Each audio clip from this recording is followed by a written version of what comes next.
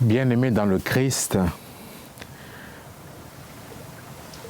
l'Église, dans les années 60, par la bouche de nos pères évêques, lors du Concile Vatican II, s'inspirant de l'Évangile, de l'Écriture, nous mettait en garde contre les faux prophètes. Nous traversons aujourd'hui de nombreux bouleversements sur le plan social, sur le plan ecclésial aussi, au niveau de la crise de la foi. Nous connaissons de nouvelles formes de tensions, des guerres, des crises économiques. Tout cela nous plonge dans une forme d'anxiété. Plusieurs personnes d'entre nous connaissent la question de la santé mentale. C'est dû à quoi?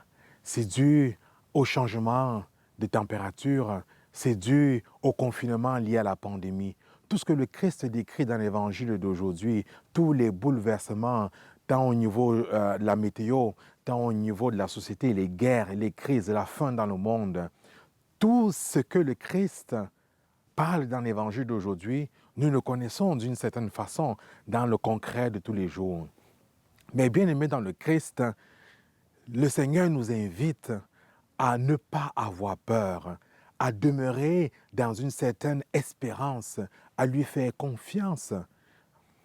Je suis sûr que toi qui m'écoutes aujourd'hui, ou une personne que tu connais qui est dans ton entourage, je suis sûr que toi ou ces personnes traversent une période plus difficile.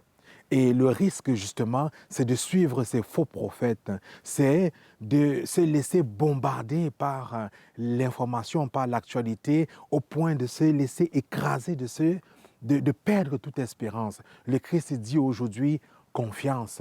Est-ce que tu oserais faire le choix de le suivre? Ferais-tu le choix de lui faire confiance? C'est ce à quoi il t'appelle aujourd'hui, c'est ce à quoi il t'invite. Nous traversons une réelle anxiété, une anxiété sur le plan collectif, sur le plan individuel, sur le plan social. Le Christ est la réponse. Le Christ est la solution. Le Christ est le chemin, la vérité et la vie. Lui seul peut nous guérir. Lui seul peut nous libérer de cette anxiété. Lui seul peut nous apporter la paix intérieure. Lui seul peut nous libérer. Lui seul peut apporter de la force, de la joie, le courage, l'espérance. N'aie pas peur.